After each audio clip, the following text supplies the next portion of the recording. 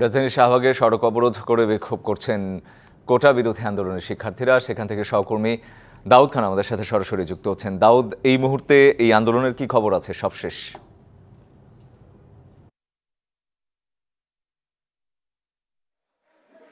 রঞ্জন, সরকারি চাকরিতে কোটা বাতিলের দাবিতে আবারও শাহবাগের রাস্তা অবরোধ করে বিক্ষোভ করছে শিক্ষার্থীরা।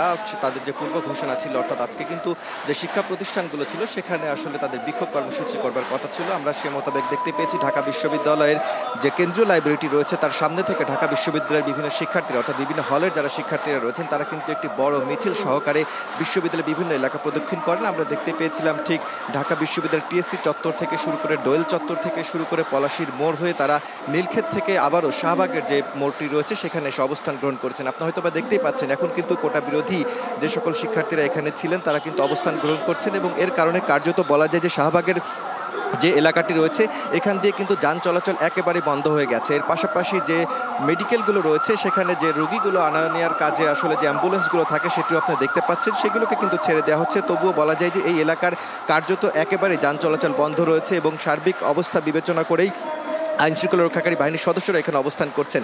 আমরা যারা শিক্ষার্থীরা রয়েছেন তাদের সাথে কথা বলেছি, যেহেতু তাদের আজকে আসলে বিভিন্ন, অর্থাৎ সারা বাংলাদেশের যে শিক্ষা প্রতিষ্ঠানগুলো রয়েছে সেখানে বিক্ষোভ কর্মসূচি করবার কথা ছিল এবং সেই মোতাবেকই কিন্তু তারা আজকে এখানে বিক্ষোভ করেছেন এবং একই সাথে তারা শাহবাগের যে মোড়টি রয়েছে সেখানে এসে অবস্থান গ্রহণ করছেন। এবং শিক্ষার্থীরা বলছেন যতক্ষণ পর্যন্ত 2018 সালের যে পরিপত্রটি রয়েছে, অর্থাৎ হাইকোর্ট যেটি বাতিল করে দিয়েছিল সেটি পুনর্বহাল করা না হচ্ছে এবং একই সাথে সরকারি চাকরিতে কোটা বাতিল করা না হচ্ছে ততক্ষণ পর্যন্ত তাদের এই আন্দোলন কর্মসূচিটি চলবে। আমরা দেখতে পেয়েছিলাম ঠিক বৃহস্পতিবারও কিন্তু শিক্ষার্থীরা এখানে এসে অবস্থান গ্রহণ করেছিলেন এবং তারা 3 দিনের একটি কর্মসূচি দিয়েছিলেন।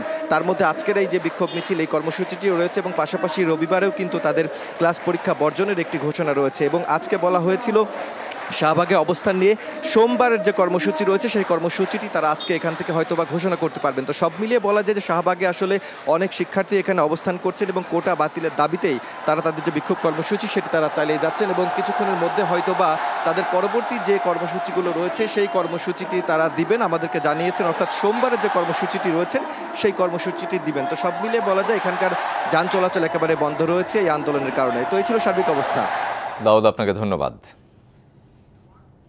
নগদের কাছে সব গ্রাহকই প্রিয়, তাই তো সারা দেশে ক্যাশ আউট চার্জ সবচেয়ে কম।